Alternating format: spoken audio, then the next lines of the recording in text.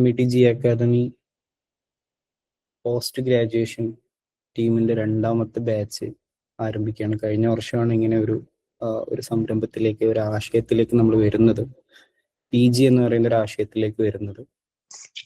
ഈ വർഷം മുതൽ നമ്മൾ PG എന്നുള്ളത് കുറച്ചും കൂടെ വിപുലമായിട്ടുള്ള രൂപത്തിൽ തന്നെ അതിൻ്റെ എല്ലാ തലങ്ങളെയും സ്പർശിച്ചുകൊണ്ട് തന്നെ മുന്നോട്ട് കൊണ്ടുപോകാനാണ് നിലവിൽ തീരുമാനിച്ചിട്ടുള്ളത്. നമ്മൾ ഡിഗ്രി METG അക്കാദമിയിൽ പഠിച്ച ആളുകൾ ഉണ്ടാകും, അല്ലാത്ത പുറത്തുനിന്നുള്ള ആളുകളും ഇതിനകത്തുണ്ട് എന്നാണ് മനസ്സിലാകുന്നത്.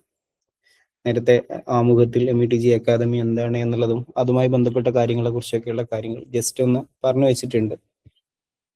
നമ്മൾ ആദ്യം നമ്മൾ കൊടുക്കുന്ന കോഴ്സുകളെ കുറിച്ച് ജസ്റ്റ് ഒന്ന് പരിചയപ്പെടുത്താം. നമ്മൾ ഇഗ്നോ യൂണിവേഴ്സിറ്റിയുടെ PG കോഴ്സാണ് നിലവിൽ PGയിൽ കൊടുക്കാൻ വേണ്ടിയിട്ട് ഉദ്ദേശിക്കുന്നത്.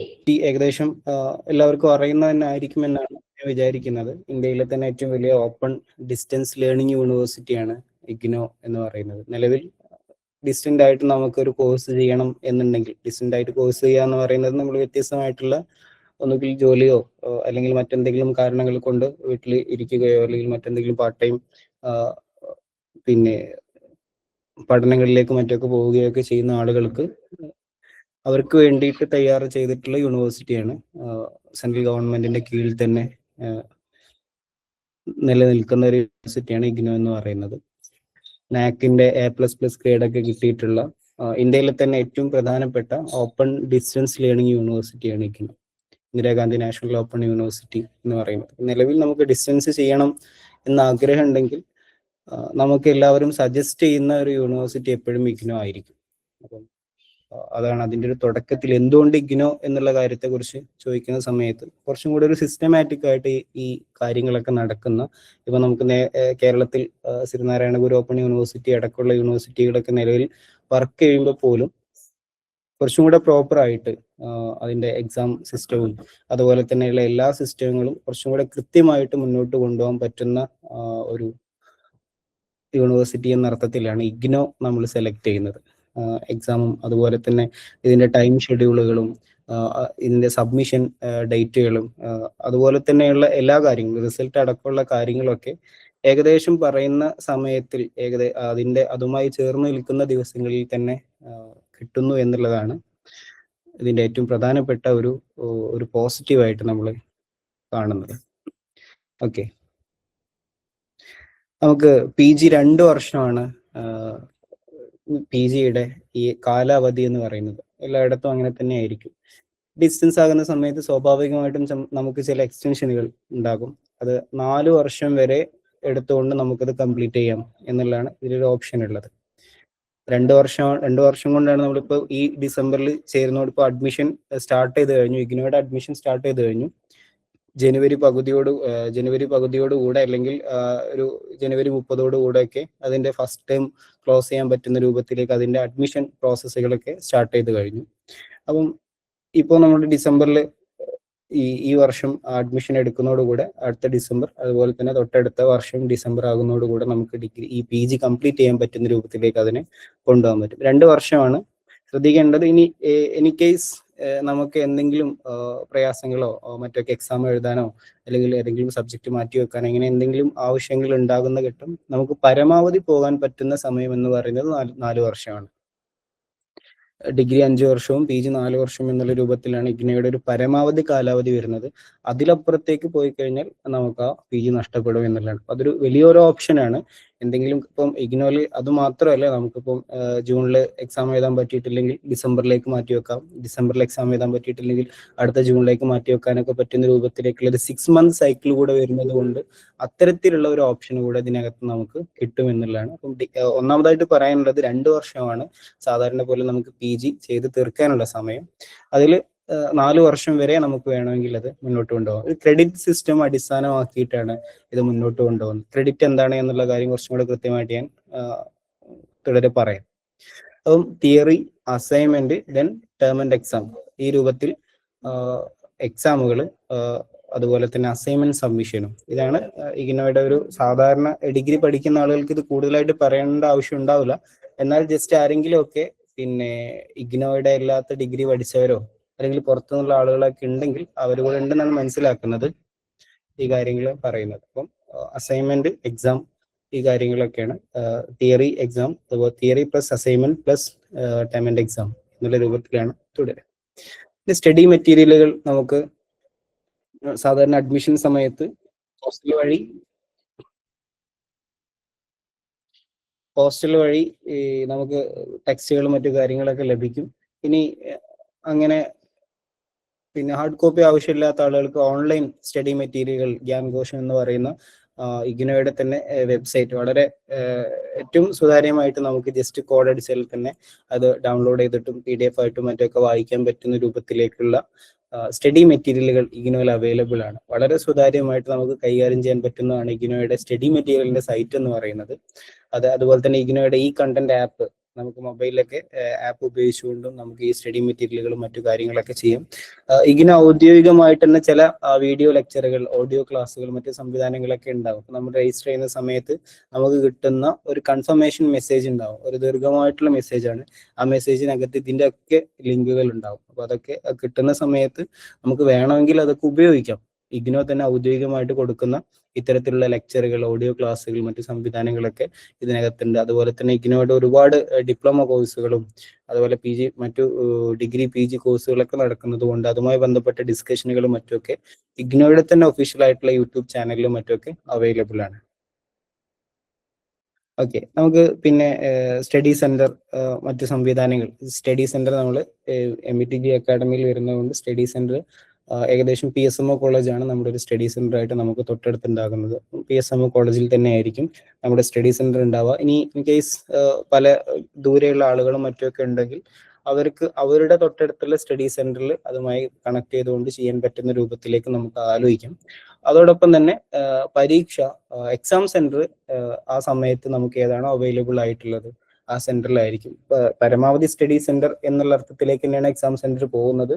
എന്നാൽ കോഴ്സിന്, സബ്ജക്റ്റിനൊക്കെ എത്രത്തോളം ആളുകളാണ് അതിനകത്തുള്ളത് അതിനനുസരിച്ച് നമുക്ക് കിട്ടുന്ന എക്സാം സെന്ററുകളിൽ ചിലപ്പോൾ മാറ്റങ്ങൾ ഉണ്ടാകാം. എന്നാലും ദൂരെ ഇല്ലാത്ത രൂപത്തിലേക്കുള്ള എക്സാം സെന്ററുകളൊക്കെ കിട്ടാൻ സാധ്യതയുണ്ട്. പലപ്പോഴും അവസാന ഘട്ടത്തിലേക്കൊക്കെ എത്തുമ്പോൾ നമ്മുടെയൊക്കെ ചുറ്റുവട്ടത്തുള്ള എക്സാം സെന്ററുകളിലേക്ക് തന്നെ വരാറുണ്ട്. പിന്നെ കോമൺ ആയിട്ടുള്ള ചില എക്സാം സെന്ററുകൾ ഉണ്ട്, നമുക്കറിയാം. ഇപ്പം വേങ്ങര മലബാർ കോളേജിൽ എക്സാം സെന്റർ ആണ്, കോട്ടക്കൽ അൽ ഫാറൂഖ് ഉണ്ടായിരുന്നു, അതുപോലെ തന്നെ PSMO കോളേജ്, JDT, ഇങ്ങനെ തുടങ്ങിയിട്ടുള്ള നമുക്ക് ചുറ്റുവട്ടത്തുള്ള എക്സാം സെന്ററുകൾ നിലവിലുണ്ടാകും. സ്റ്റഡി സെന്റർ എന്ന് പറയുന്നത് നിലവിൽ നമുക്ക് ഒന്നുകിൽ PSMO കോളേജ് അല്ലെങ്കിൽ പിന്നെ JDT, ഇത് രണ്ടായിരിക്കും ഈ പരിസരത്തുള്ള ആളുകൾ എന്നർത്ഥത്തിൽ ഉണ്ടാവുക. ഇനി ഓരോരുത്തരും എവിടെ നിന്നാണ് വരുന്നത് അതിനനുസരിച്ച് സ്റ്റഡി സെന്ററുകളും മറ്റുമൊക്കെ നമുക്ക് മാറ്റങ്ങളൊക്കെ ആവാം. പിന്നെ ഡിഗ്രിക്ക് ഉള്ളതുപോലെ തന്നെ അസൈൻമെന്റ് എന്ന് പറയുന്നത് വളരെ പ്രധാനപ്പെട്ട ഒന്നാണ്. അതിന്റെ ഒരു 30% വെയിറ്റേജ് വരുന്നത് അസൈൻമെന്റിനാണ്. PGയിലും അങ്ങനെ തന്നെയാണ്. PGയുടെ പിന്നെ നമ്മുടെ പാസ് മാർക്ക് എന്ന് പറയുന്നത് 40 നമുക്ക് ഡിഗ്രിക്ക് 35 ആണ് പാസ് മാർക്ക് ഉണ്ടായിരുന്നത്. PGക്ക് 40 മാർക്കാണ് പാസ് മാർക്ക് ഉണ്ടാവുക. അത് ജസ്റ്റ് നമ്മൾ ഓർത്തു വെക്കണം. അത്തരം കാര്യങ്ങളൊക്കെ ജസ്റ്റ് നമുക്ക് ഓർമ്മയിൽ ഉണ്ടാകണം. പിന്നെ അസൈൻമെന്റ് നിർബന്ധമാണ് നമുക്ക്. ഇഗ്നോയുടെ അസൈൻമെന്റ് നിർബന്ധമാണ്. അത് ആ വർഷത്തിൽ ഇപ്പൊ നമ്മൾ എക്സാം ചിലപ്പം ഈ വർഷം എഴുതുന്നുണ്ടോ എഴുതുന്നില്ലേ എന്നുള്ളതിനൊക്കെ അനുസരിച്ച് നമുക്ക് വേണമെങ്കിൽ മാറ്റി വെക്കാം. 4 വർഷം വരെ കൊണ്ടുപോകാമെന്ന് ഞാൻ പറഞ്ഞല്ലോ. പക്ഷെ അസൈൻമെന്റ് വളരെ കൃത്യമായിട്ട് ആ സമയത്ത് തന്നെ സബ്മിറ്റ് ചെയ്യാന്നുള്ളതാണ്. അത് സ്റ്റഡി സെന്ററിന്റെ ഒരു സൗകര്യം കൂടെ നോക്കിയിട്ടാണ് നമ്മൾ ആ കാര്യങ്ങൾ ചെയ്യുന്നത്. സ്റ്റഡി സെന്ററിന്റെ സൗകര്യം കൂടെ നോക്കിയിട്ടാണ് അസൈൻമെന്റിന്റെ സബ്മിഷനും മറ്റു കാര്യങ്ങളൊക്കെ വരുന്നത്. അപ്പം അസൈൻമെന്റ് 4 സബ്ജക്റ്റാണ് നമുക്കുള്ളെങ്കിൽ 4 സബ്ജക്റ്റിന്റെ അസൈൻമെന്റ്. ഇപ്പൊ അഡ്വാൻസ് സ്റ്റഡീസ് ഒക്കെ ആണെങ്കിൽ 10 സബ്ജക്റ്റുകൾ വരെ ഉണ്ടാവും ചിലപ്പോൾ. അപ്പൊ അത്രയും സബ്ജക്റ്റുകളുടെ അസൈൻമെന്റ് നമ്മൾ വളരെ കൃത്യമായിട്ട് സബ്മിറ്റ് ചെയ്യുക, ആ സമയത്ത് സബ്മിറ്റ് ചെയ്യുക എന്നുള്ളതും 30% വെയിറ്റേജ് ആണ്. 30% വെയിറ്റേജ് എന്ന് പറയുന്നത് ടോട്ടൽ നിങ്ങൾ എഴുതുന്ന പരീക്ഷയെ 70-ലാക്കുന്നു. 100-ൽ എഴുതുന്ന പരീക്ഷയെ 70-ലാക്കുന്നു. ടോട്ടൽ 100-ലുള്ള അസൈൻമെന്റിനെ 30-ലാക്കുന്നു. അപ്പം പൊതുവിൽ ഇപ്പൊ നേരത്തെ ഡിഗ്രി ഒക്കെ സർട്ടിഫിക്കറ്റ് കിട്ടുന്ന സമയത്ത് നമ്മൾ കൂട്ടിക്കിഴിച്ചു വെച്ചതിൽ നിന്ന് ചിലപ്പോൾ ചില പെർസെൻറ്റേജുകൾ അങ്ങോട്ടോ ഇങ്ങോട്ടോ ഒക്കെ മാറിയിട്ടുണ്ടാകാം. മാറുന്നതിന് കാരണം നമുക്ക് അസൈൻമെന്റിൽ കിട്ടുന്ന മാർക്ക് കൂടെ ഇതിനകത്തേക്ക് വരുന്ന സമയത്ത്, ഈ വെയിറ്റേജിൽ വരുന്ന സമയത്ത് ഉണ്ടാകുന്ന മാറ്റങ്ങളാണ്. അപ്പം അസൈൻമെന്റ് ഏറ്റവും പ്രധാനപ്പെട്ട ഒരു ഭാഗമാണെന്ന് മനസ്സിലാക്കണം. ഇഗ്നോയിൽ നമ്മൾ ഏറ്റവും പ്രാധാന്യത്തോടു കൂടെ മനസ്സിലാക്കേണ്ട ഒന്നാണ്. ജസ്റ്റ് നമുക്ക് കുറെ കാലം ചിലപ്പോൾ അസൈൻമെന്റ് എഴുതി കഴിഞ്ഞത് കൊണ്ട് ഇത് അത്ര ഇമ്പോർട്ടന്റ് ആണോ എന്ന് തോന്നും. എന്നാൽ പോലും പിന്നെ ഇതിന്റെ വെയിറ്റേജ് 30% വെയിറ്റേജ് വരുന്നത് കൊണ്ട് തന്നെ നമ്മുടെ പെർസെൻറ്റേജിൽ, ടോട്ടൽ പെർസെൻറ്റേജിൽ പോലും ഇനി നമുക്ക് പി ജിയുടെ പെർസെൻറ്റേജ് 55 അല്ലെങ്കിൽ 60 എത്തുക എന്നൊക്കെ പറയുന്നത് നമുക്ക് നെറ്റ് എഴുതാൻ അല്ലെങ്കിൽ ഓരോ യോഗ്യത ചോദിക്കുന്ന സമയത്ത് പി ജിയിൽ ഇത്ര ശതമാനം എന്നാണ് ചോദിക്കുക. നമുക്കൊരു എക്സാം എഴുതാൻ യോഗ്യത പറയുന്നത് പി ജിയിൽ ഇത്ര ശതമാനം, നെറ്റ് എഴുതാൻ ഓരോ ഓഫീസിക്കാർക്ക് പി ജിയിൽ 55% എന്നുള്ളതാണ്. അപ്പൊ നമുക്ക് അതിലേക്ക് എത്തുക എന്നുള്ളത് വളരെ പ്രധാനമായിരിക്കും. അപ്പം പെർസെൻറ്റേജിന് ഡിഗ്രിയേക്കാൾ കൂടുതൽ പ്രാധാന്യം ചിലപ്പോൾ നമ്മൾ കൊടുക്കേണ്ടി വരും. നമുക്ക് ഫസ്റ്റ് ക്ലാസ് മറ്റേതിനൊക്കെ അപ്പുറത്തേക്ക് നമുക്ക് ഇത്ര പെർസെൻറ്റേജ് ഇല്ലെങ്കിൽ പല കാര്യങ്ങൾക്കും പല ഇടത്തു നിന്നും നമ്മൾ പുറത്താക്കപ്പെടും. നമ്മൾ പി ജി ചെയ്യുന്നത് ഇനി നിലവിൽ തന്നെ നമ്മളൊരു ഉദ്യോഗം അല്ലെങ്കിൽ ഒരു ഉദ്യോഗാർത്ഥി എന്നർത്ഥത്തിലായിരിക്കും ഇതിനകത്തേക്ക് നമ്മൾ വരുന്നുണ്ടാവുക. അപ്പം വളരെ പ്രധാനപ്പെട്ട നമ്മൾ ശ്രദ്ധിക്കേണ്ട ഒന്നാണ്, നമ്മുടെ തുടക്കം മുതലേ ശ്രദ്ധിച്ചുകൊണ്ട് മുന്നോട്ട് പോയാൽ മാത്രമാണ് നമ്മൾ ഈ പി ജി ചെയ്യുന്നത് കൊണ്ട് കാര്യം ഉണ്ടാവുള്ളൂ. അല്ല നമ്മൾക്ക് ഇങ്ങനെ ജസ്റ്റ് പാസ്സായിട്ട് ഇങ്ങനെ മുന്നോട്ട് പോയി കഴിഞ്ഞാൽ ഒരു പക്ഷെ നമുക്ക് നെറ്റ് എഴുതാനുള്ള സാധ്യത പോലും ഉണ്ടാവില്ല.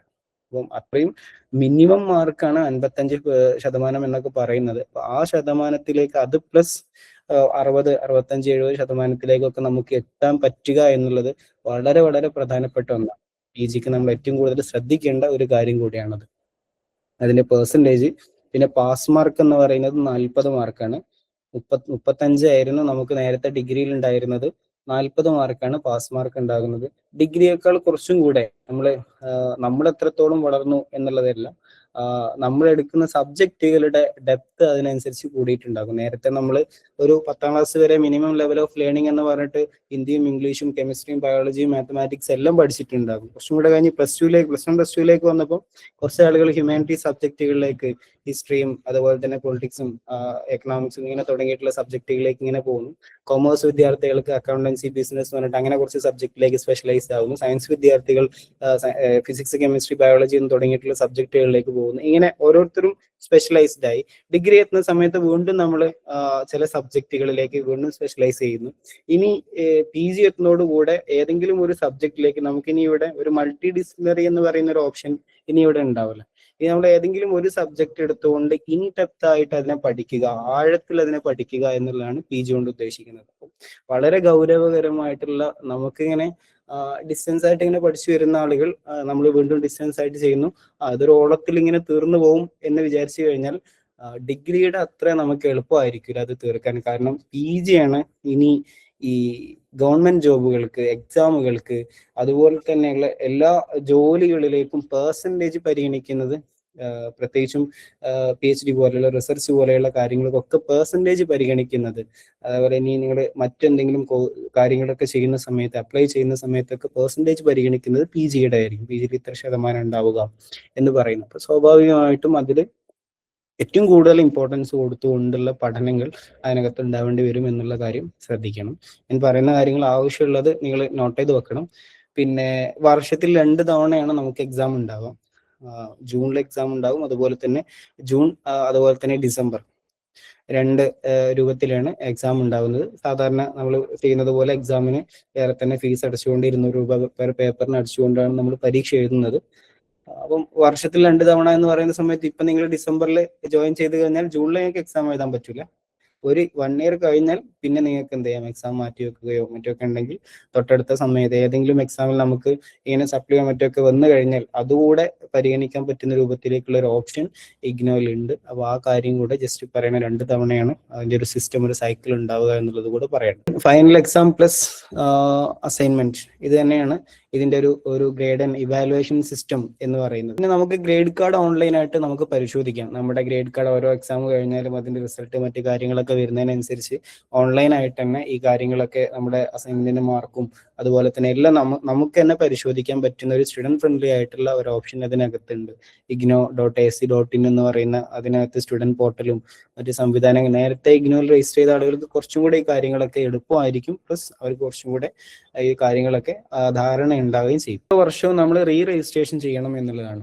ഇപ്പം ഒരു ഇയർ കഴിഞ്ഞാൽ ഞാൻ ജോയിൻ ചെയ്തതല്ലേ, അതുകൊണ്ട് 2 വർഷം കഴിഞ്ഞിട്ടാണ് ഇത് അവസാനിക്കുക എന്ന് പറയുന്ന സിസ്റ്റം അല്ല ഡിസ്റ്റൻസ് ലേണിംഗിൽ ഇഗ്നോയ്ക്കകത്തുള്ളത്.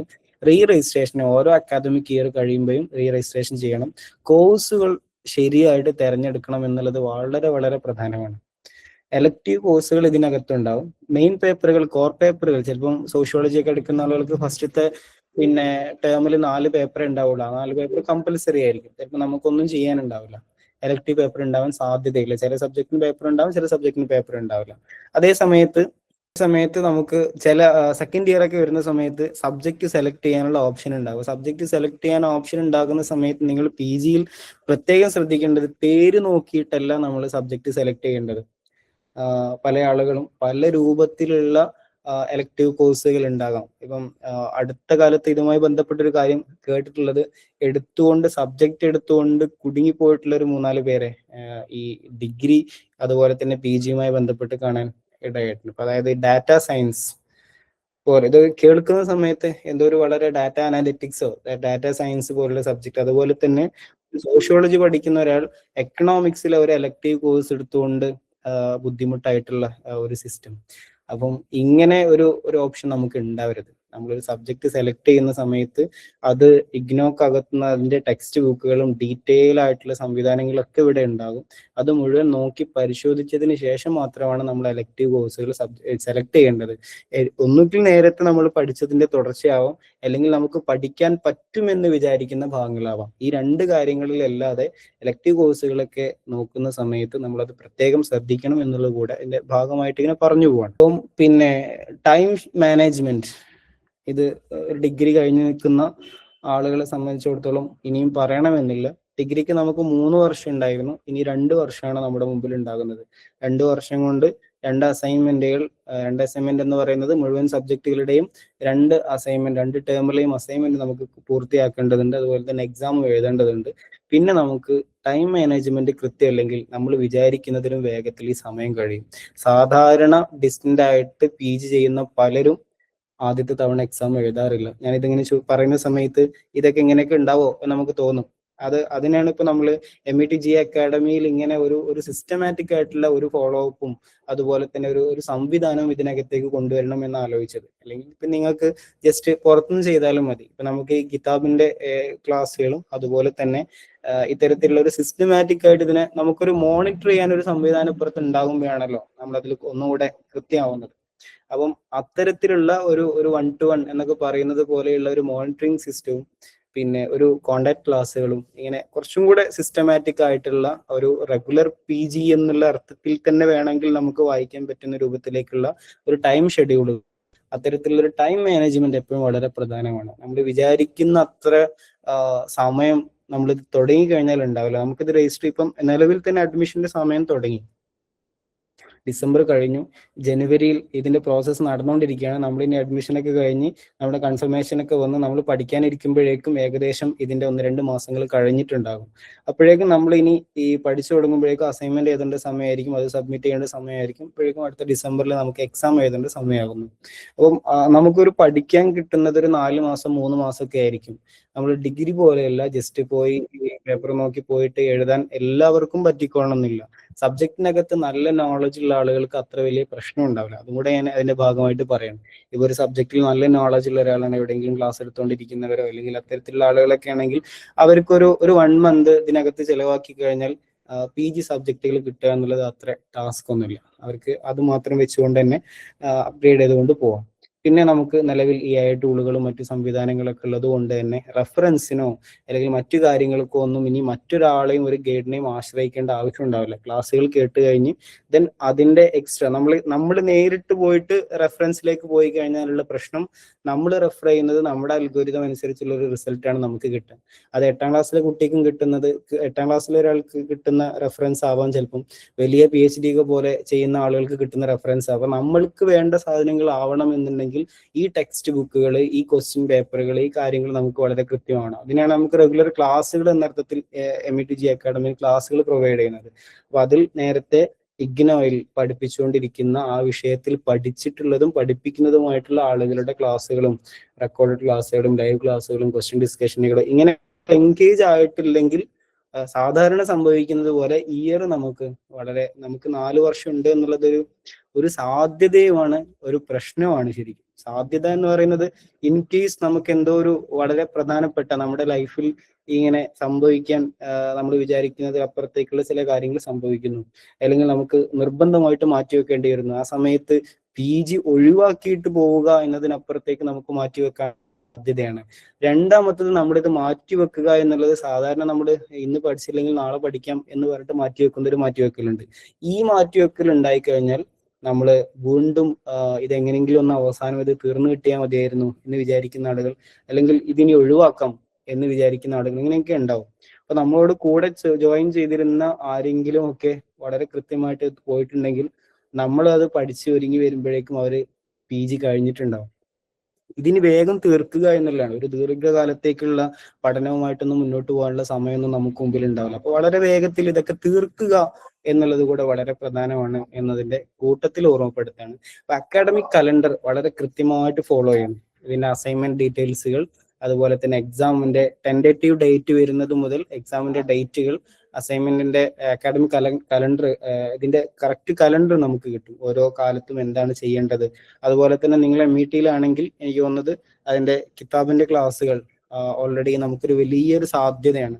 PG പഠിക്കുക എന്ന് പറയുന്ന ഒരു അവസരത്തിൽ നമുക്ക് നേരത്തെ പഠിച്ചതിന്റെ ഒരു മതപരമായിട്ടുള്ള അറിവുകളുടെ ഒരു തുടർച്ച കൂടെ ഇവിടെ സാധ്യമാകുന്നു എന്നുള്ളതും, അതിന്റെ പിന്നെ സർട്ടിഫിക്കറ്റ് അടക്കമുള്ള കാര്യങ്ങളിലേക്ക് നമുക്ക് മുന്നോട്ട് പോകാൻ പറ്റുന്നു എന്ന് പറയുന്നത് ഒരു വലിയ സാധ്യതയാണ്.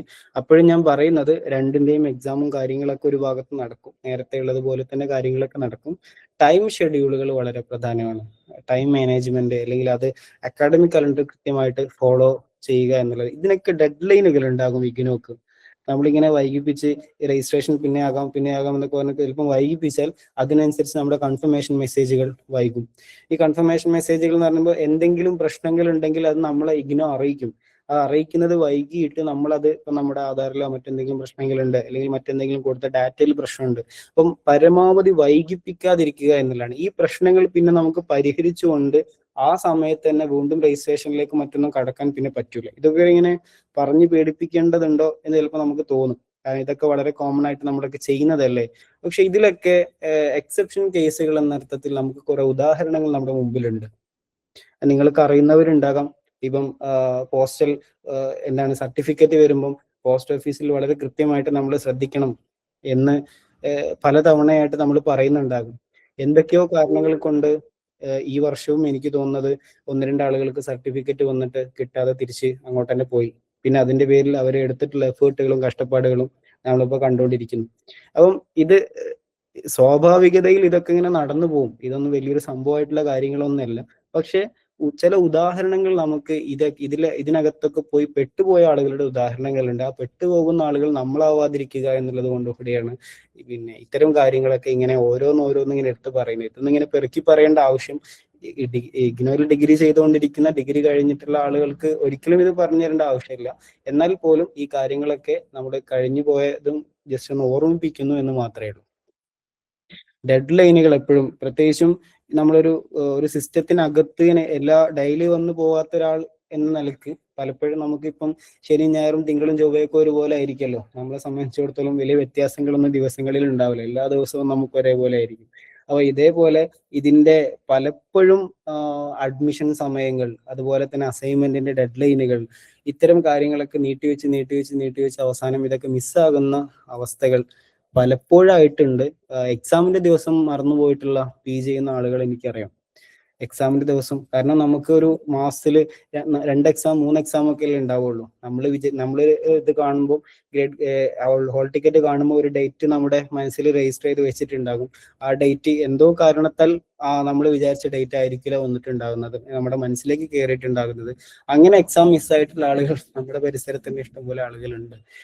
പിന്നെ അത് എക്സാം മിസ്സായാൽ PSC ചെയ്ത് കിട്ടിയിട്ടില്ലെങ്കിലും പ്രശ്നമില്ല, ആരും അറിയില്ലല്ലോ എന്ന് പറഞ്ഞ പോലെ ആ രൂപത്തിലൊക്കെ നമുക്ക് എന്ത് ചെയ്യും. പക്ഷെ ഇതൊരു പേപ്പർ മിസ്സായി കഴിഞ്ഞാൽ, ഇപ്പം 2 വർഷം നമ്മൾ കഴിഞ്ഞു, ഡിസംബറോട് കൂടെ എല്ലാ സബ്ജക്റ്റും 7 സബ്ജക്റ്റും നമ്മൾ എഴുതി. ഫസ്റ്റ് ഇയറിൽ 4 സെക്കൻഡ് ഇയറിൽ 3 നമ്മൾ എഴുതി കഴിഞ്ഞു. ഒരു സബ്ജക്റ്റ് എഴുതാൻ പറ്റിയില്ല. അതിനു വേണ്ടി മാത്രം പിന്നെ നമ്മൾ ഒരു 6 മാസം വെയിറ്റ് ചെയ്യണം. അടുത്ത 6 മാസത്തെ എക്സാം വന്ന് അന്ന് വീണ്ടും ഈ PG പഠിക്കുക എന്നുള്ളൊരു പ്രോസസ്സിലേക്ക് പോയിട്ട് അത് എഴുതിയെടുത്ത് പിന്നെയും 2 മാസം റിസൾട്ട് വരാൻ കാത്തുന്നു. അപ്പോഴേക്കും നമുക്ക് എന്തെങ്കിലും ഇത് വെച്ചുകൊണ്ട് എന്തെങ്കിലും ഒരു സാധ്യത ചെയ്യാനുണ്ടെങ്കിൽ ആ സാധ്യതകളൊക്കെ നഷ്ടപ്പെടും. അപ്പം ഡിഗ്രിക്കൊക്കെ അത് തന്നെയാണ് അവസ്ഥയുള്ളത്.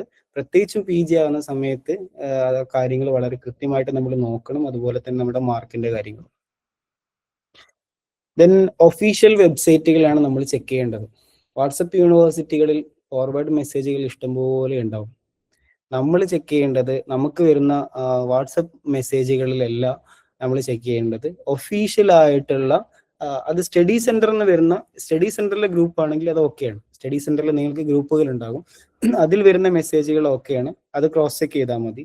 അല്ലാതെ ഷെയർ ചെയ്ത് വരുന്ന കാര്യങ്ങളൊക്കെ ഒതന്റിക് ആണ് എന്നുള്ളത് ഉറപ്പുവരുത്തണം.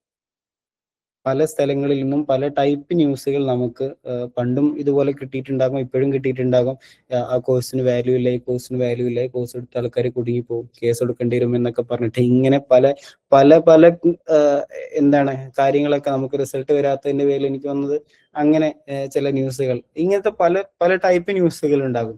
നിങ്ങൾക്ക് എന്ത് ന്യൂസാണോ ആവശ്യമുള്ളത് ആ ന്യൂസ് ടൈപ്പ് ചെയ്ത് കൊടുത്താൽ യൂട്യൂബിൽ അതുമായി ബന്ധപ്പെട്ടൊരു വീഡിയോ ഉണ്ടാവുമല്ലോ. സ്വാഭാവികമായിട്ടും ലോകത്തിൽ എന്താണോ നിങ്ങൾക്ക് ആവശ്യമുള്ളത് അത് അടിച്ചു കൊടുത്തു കഴിഞ്ഞാൽ അതുമായി ബന്ധപ്പെട്ടൊരു സാധനം നമുക്ക് അതിനകത്ത് ഉണ്ടാകും.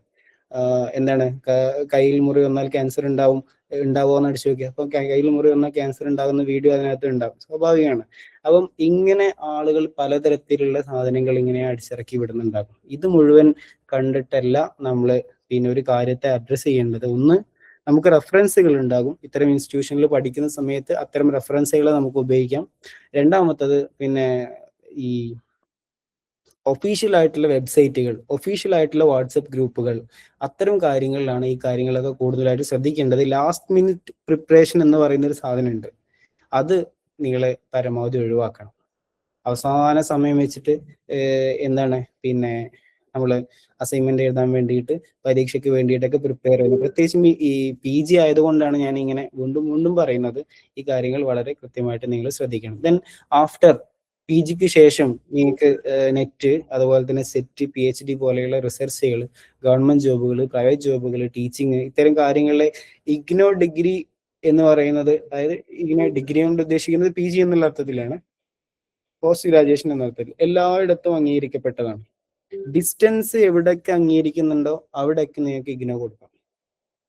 റെഗുലർ ആയിട്ട് ഒരു കോഴ്സ് അംഗീകരിക്കുന്ന ഒരു സ്ഥലത്ത് പോയിട്ട് പിന്നെ ഇവിടെ എന്ത് ചെയ്യുന്നില്ല, ഡിസ്റ്റൻസ് എടുക്കുന്നില്ല എന്ന് പറഞ്ഞു കഴിഞ്ഞാൽ ചിലപ്പോൾ അവിടെ എടുക്കലുണ്ടാവില്ല.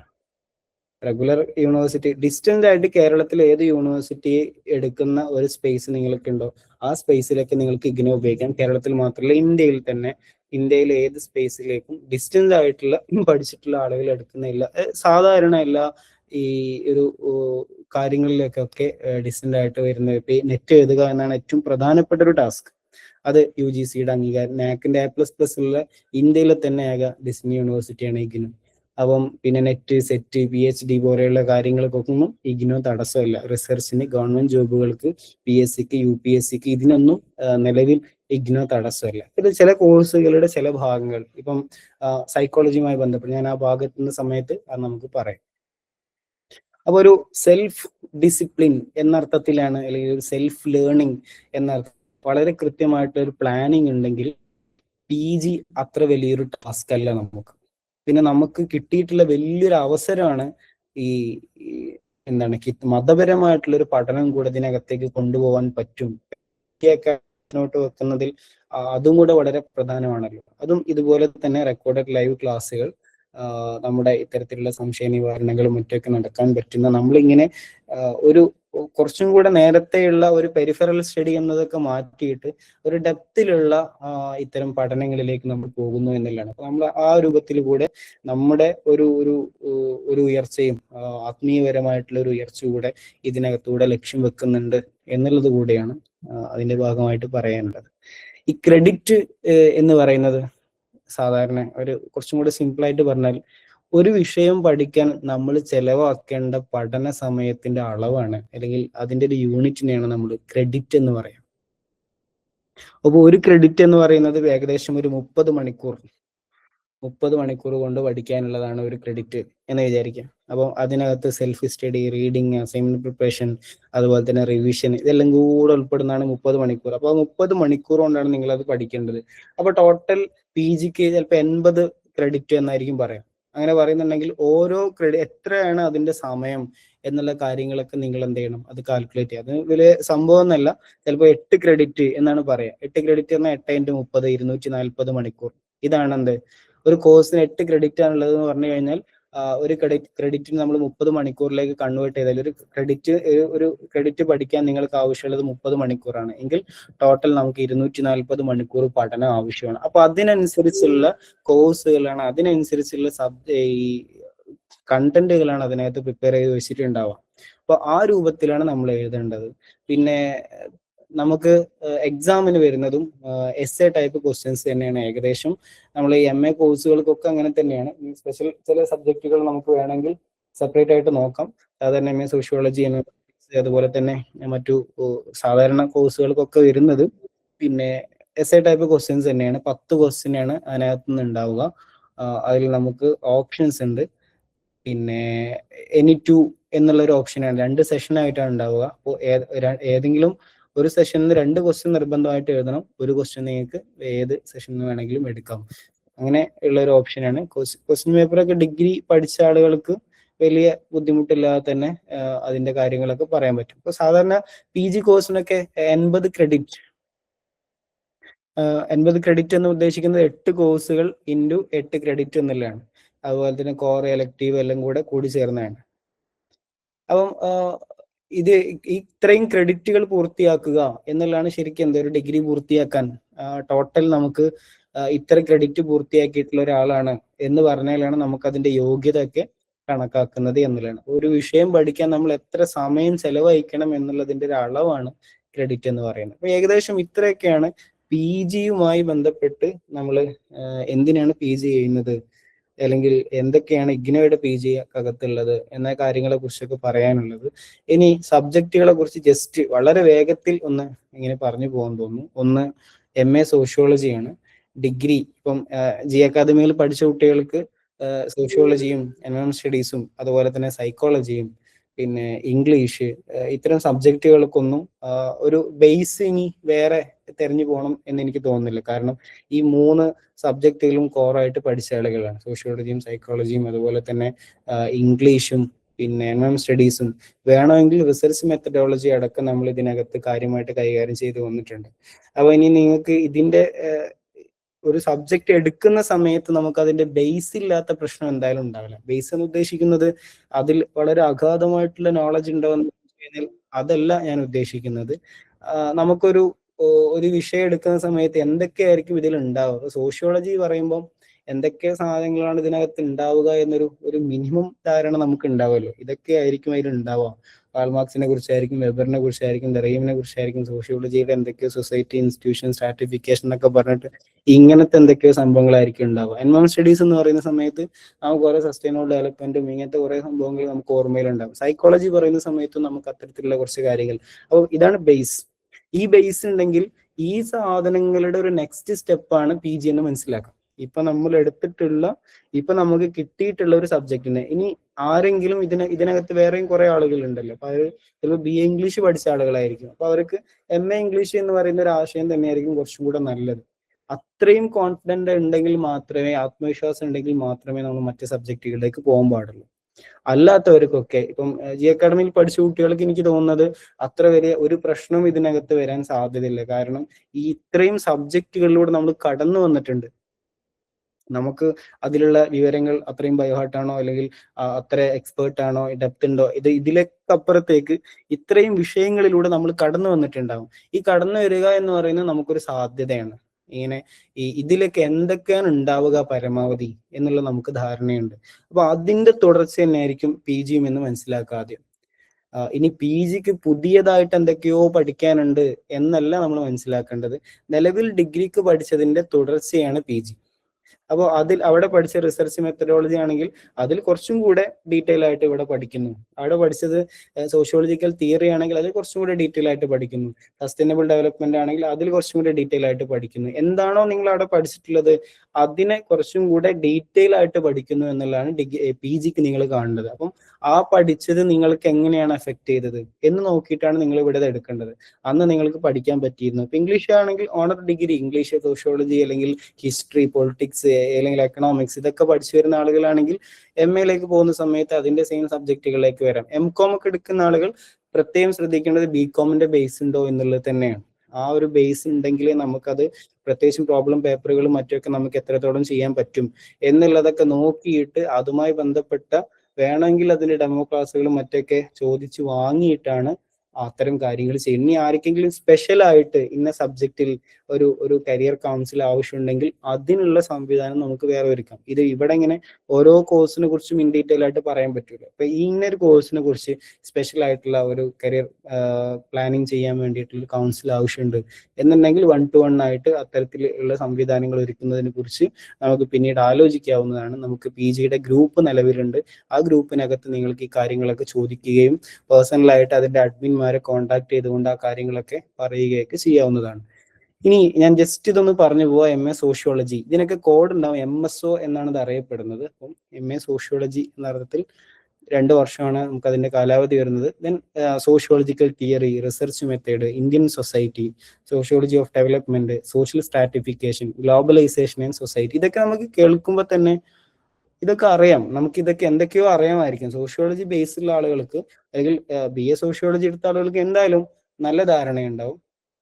ഇനി എലക്ടീവ് കോഴ്സായിട്ട് അല്ലെങ്കിൽ കോർ പേപ്പറുകളായിട്ട് സോഷ്യോളജി എടുത്ത ആളുകൾ, ഇപ്പം ജി അക്കാഡമിയിൽ നിന്നൊക്കെ വന്ന ആളുകൾ, ഇത്തരത്തിൽ സോഷ്യോളജി ഒരു പ്രധാന പേപ്പറായിട്ട് എടുത്തു വന്ന ആളുകൾ, അവർക്കും ഈ വിഷയത്തിൽ അത്യാവശ്യം നല്ല ധാരണയുണ്ടാകും.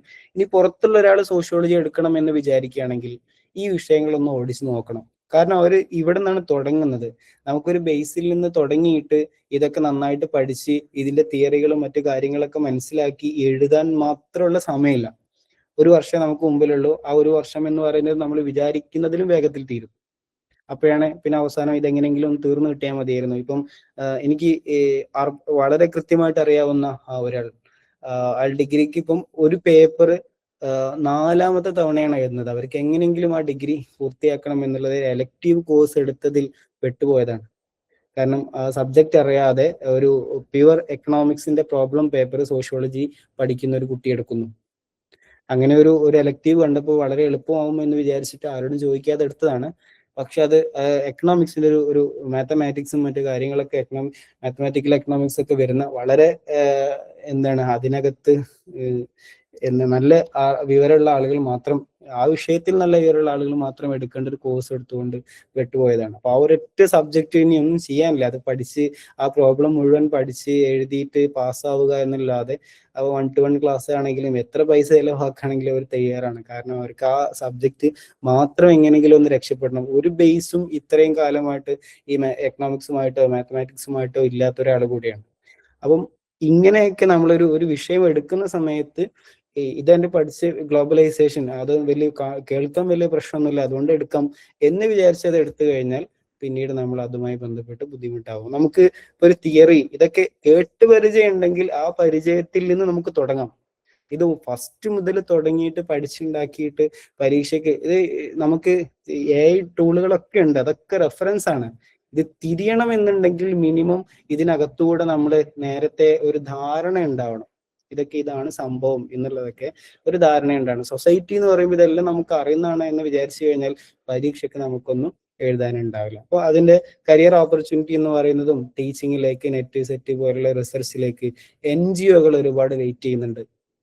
സോഷ്യൽ വർക്കുകളിലേക്ക്, അതുപോലെ തന്നെ പ്രത്യേകിച്ചും സിവിൽ സർവീസ് പ്രൊഫഷനിലൊക്കെ കാര്യമായിട്ട് സോഷ്യോളജി എടുക്കുന്ന ആളുകൾ ഉണ്ട് എന്നുള്ളതാണ്. NGO സോഷ്യൽ വർക്കിലേക്ക് മറ്റുമൊക്കെ കാര്യമായിട്ട് NGOകൾ ഒരുപാട് ഈ പ്രൊജക്റ്റുകളും മറ്റുമൊക്കെ, പ്രത്യേകിച്ചും ഈ നമ്മുടെ ഈ കുടുംബശ്രീ ഇത്തരത്തിലുള്ള കുറെ സംവിധാനങ്ങളിലേക്ക് സോഷ്യോളജി കഴിഞ്ഞിട്ടുള്ള ആളുകൾ ജില്ലയിലേക്കും അതിന്റെ ബ്ലോക്ക് തലങ്ങളിലേക്കും മറ്റുമൊക്കെ വ്യത്യസ്തമായിട്ടുള്ള സർക്കാരിന്റെ ഏജൻസികളും മറ്റുമൊക്കെ സോഷ്യോളജി കഴിഞ്ഞ ആളുകളെ വലിയ രൂപത്തിൽ സാധ്യത ഉണ്ടാകാറുണ്ട്. അതുപോലെ തന്നെ ടീച്ചിങ് മേഖലയിൽ ഒരുപാട് സാധ്യതയുള്ള ഒരു കോഴ്സാണ് സോഷ്യോളജി. then MA ഹിസ്റ്ററി എടുക്കുന്ന ആളുകൾ ഞാൻ നേരത്തെ പറഞ്ഞ പോലെ ഒരു മിനിമം ധാരണയുള്ള ഒരാളാണ് MA ഹിസ്റ്ററി എടുക്കേണ്ടത്.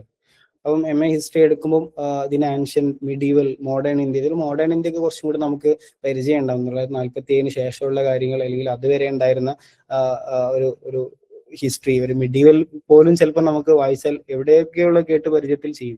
ആൻഷ്യന്റ് ഹിസ്റ്ററി ഒക്കെ ഒരു ധാരണയില്ലാത്ത, പഠിക്കാൻ താല്പര്യമില്ലാത്ത ഒരാൾ എടുത്തു കഴിഞ്ഞാൽ അതുമായിട്ട് അയാൾ ബുദ്ധിമുട്ടാകും. അതിനകത്ത് വേൾഡ് ഹിസ്റ്ററിയും അതുപോലെ തന്നെ ഇന്ത്യൻ നാഷണൽ മൂവ്മെന്റുകളും എൻവയോൺമെന്റൽ ആൻഡ് സോഷ്യൽ ഹിസ്റ്ററി തുടങ്ങിയിട്ടുള്ള പാർട്ടുകളൊക്കെയാണ് വരുന്നത്.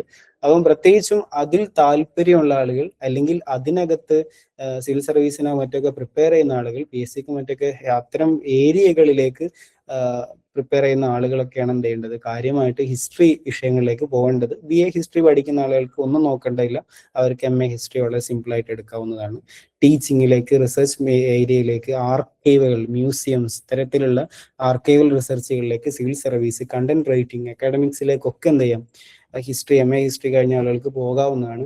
നെറ്റ് കിട്ടുക എന്ന് പറയുന്നത് കുറച്ച് ടൈറ്റാണ് ഹിസ്റ്ററിക്കകത്ത്. എന്നാൽ 4, 5, 6 ഒക്കെ നെറ്റ് കിട്ടിയ ആളുകളെയും പരിചയമുണ്ട്.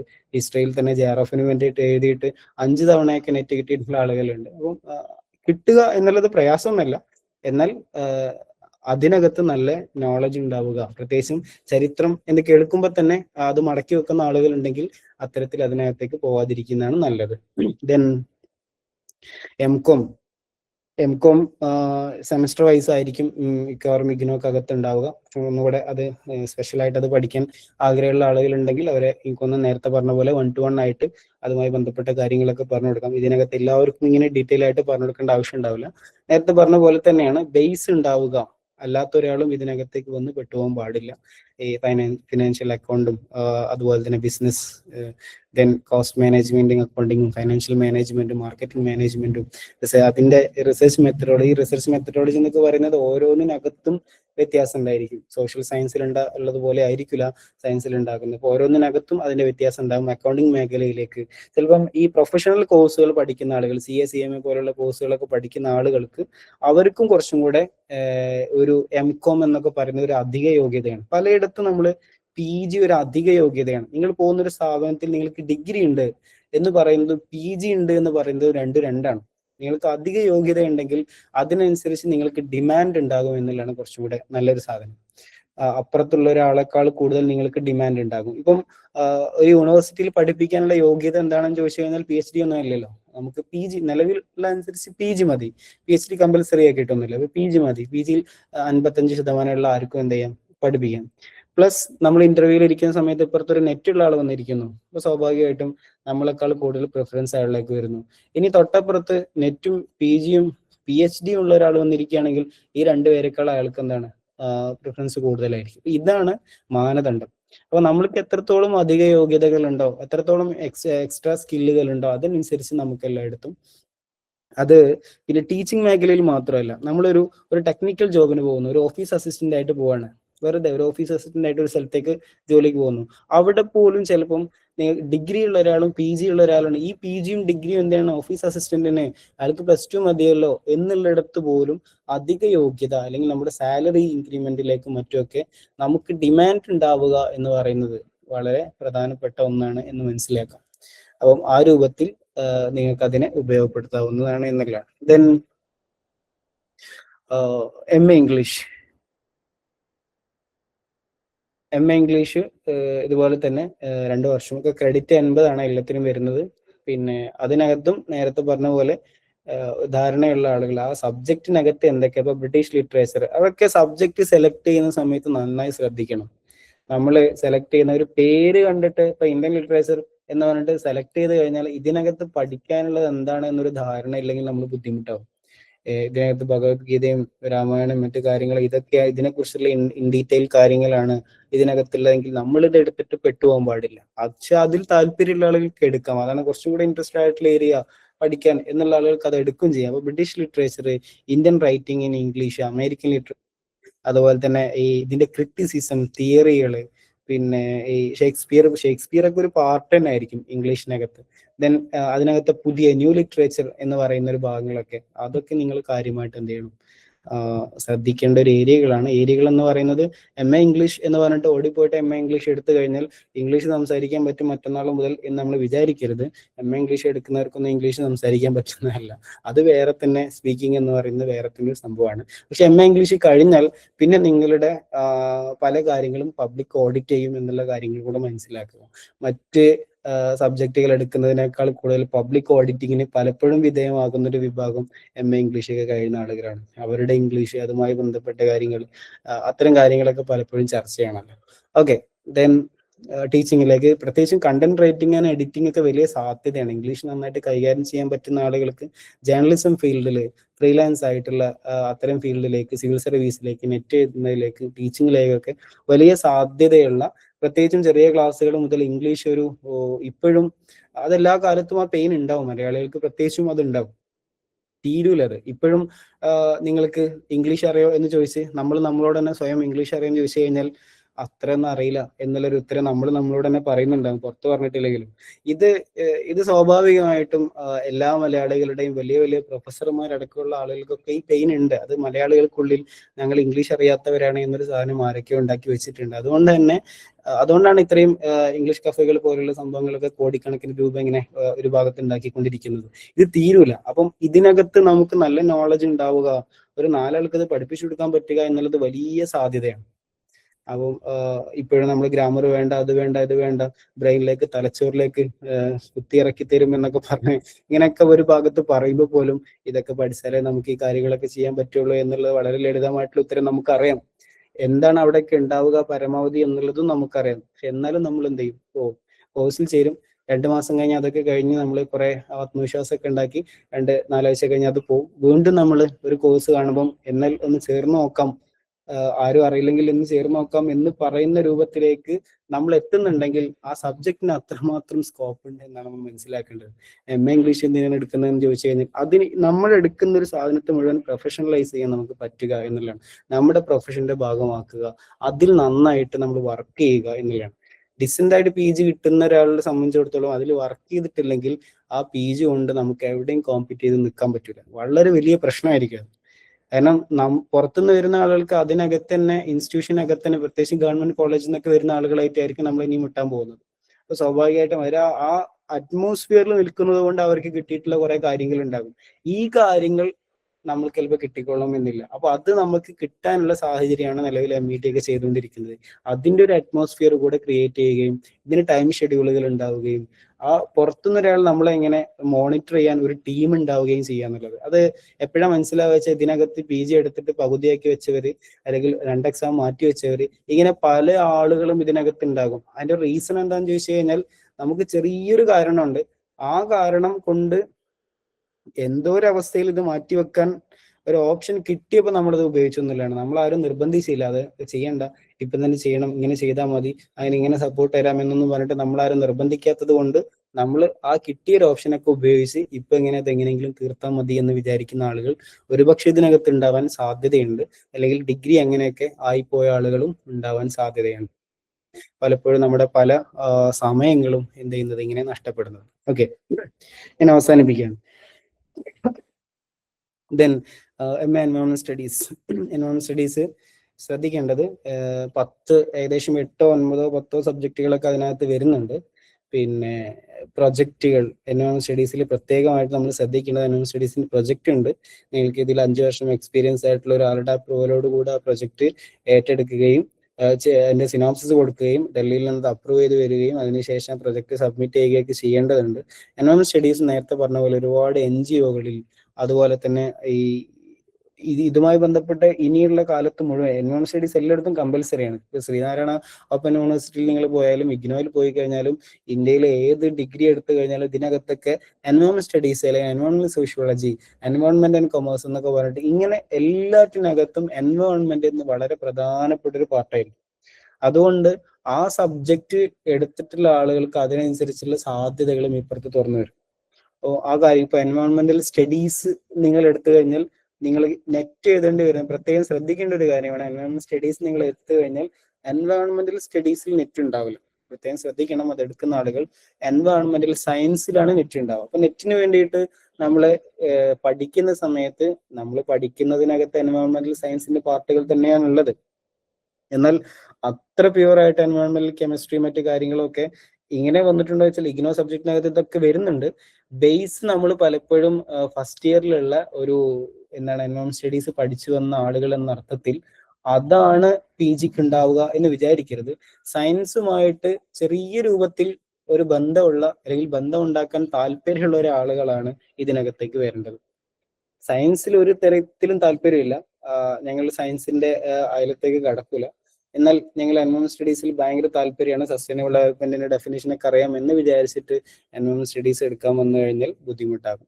ഒന്ന് ഇതിന്റെ ഈ പ്രൊജക്ട് പോലെയുള്ള കാര്യങ്ങളൊക്കെ ഒരു ഭാഗത്തുണ്ട്. ആ പ്രൊജക്ടിന്റെ ഒക്കെ ഉപകാരം എന്താണെന്ന് വെച്ചാൽ ഈ 5 വർഷം എക്സ്പീരിയൻസ് ആയിട്ടുള്ള ഒരാളിൽ നിന്ന് നമ്മൾ എടുക്കുന്ന പ്രൊജക്ട് ഒരു വർക്കിന് പോകുന്ന സമയത്ത് നിങ്ങൾ എന്ത് ചെയ്തു എന്ന് ചോദിക്കുമ്പോൾ വേറെ ഒരു ഡിഗ്രി PG-ക്കാർക്കും ഒരു സാധനം കാണിച്ചു കൊടുക്കാണ്ടാവില്ല. നമുക്കൊരു ഡെസർട്ടേഷൻ നമ്മുടെ മുമ്പിൽ ഉണ്ടാവും, ഞാൻ ചെയ്ത പ്രൊജക്ട് ഇതാണ്, ഈ വിഷയത്തെ കുറിച്ചുള്ള പഠനം. അപ്പൊ അത് നോക്കുന്ന സമയത്ത് ഏതെങ്കിലും ഒരു എക്സ്പീരിയൻസ് ഉള്ള ഒരു PhD ഡോക്ടറേറ്റ് കിട്ടിയിട്ടുള്ള ഒരാളായിരിക്കും അതിൽ സൈൻ ചെയ്തിട്ടുണ്ടാവുക, ഗൈഡ് ചെയ്തിട്ടുണ്ടാവുക. അത് മതിയാകും അവർക്ക് ആ ഫീൽഡിൽ എന്താവാൻ കുറച്ചും കൂടെ നന്നായിട്ട് മുന്നോട്ട് പോകാൻ പറ്റും. അപ്പം ഞാൻ പറയുന്നത് സയൻസിൽ ചെറിയൊരു ഇപ്പൊ എൻവയോൺമെന്റൽ കെമിസ്ട്രി ഇതിനകത്തു നിന്നൊക്കെ ക്വസ്റ്റ്യൻസ് ഉണ്ടാകും നെറ്റിൽ വരുന്ന സമയത്ത്. അപ്പൊ സയൻസിൽ ചെറിയ രൂപത്തിലൊരു മിനിമം ധാരണയുള്ള ഒരാളാണ് എൻവയോൺമെന്റ് സ്റ്റഡീസിനകത്തേക്ക് വരേണ്ടത്.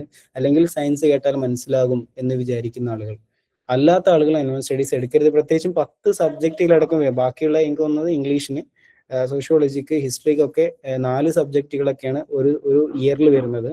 എൻവയോൺമെന്റ് സ്റ്റഡീസിന് 10 സബ്ജക്റ്റിന്റെ അടുത്ത് വരുന്നുണ്ട്. 7 അല്ലെങ്കിൽ 8 സബ്ജക്റ്റുകൾ അല്ലെങ്കിൽ 10 സബ്ജക്റ്റുകൾ അടുത്ത് എന്തായാലും അതിന്റെ സബ്ജക്റ്റുകൾ വരുന്നുണ്ട്. അപ്പൊ അത് പ്രത്യേകമായിട്ട് നിങ്ങൾ ശ്രദ്ധിക്കണം. ഒരു ഭാഗത്ത് ഏതെങ്കിലും ഒരു സാധ്യത നോക്കിയിട്ടല്ല നമ്മൾ ഇതിനകത്തേക്ക് വരേണ്ടത്. നമുക്ക് ചിലപ്പോൾ നല്ല താല്പര്യം ഉണ്ടാവും എൻവയോൺമെന്റ് സ്റ്റഡീസ് പഠിക്കാൻ, നമുക്ക് പൈലറ്റ് ആവാൻ താല്പര്യം ഉണ്ടല്ലോ, ബഹിരാകാശത്ത് പോകാനും നമുക്ക് താല്പര്യമുണ്ട്. ഈ താല്പര്യമല്ല നമ്മൾ ഇവിടെ കൊണ്ടുവന്ന് അപ്ലൈ ചെയ്യേണ്ടത്.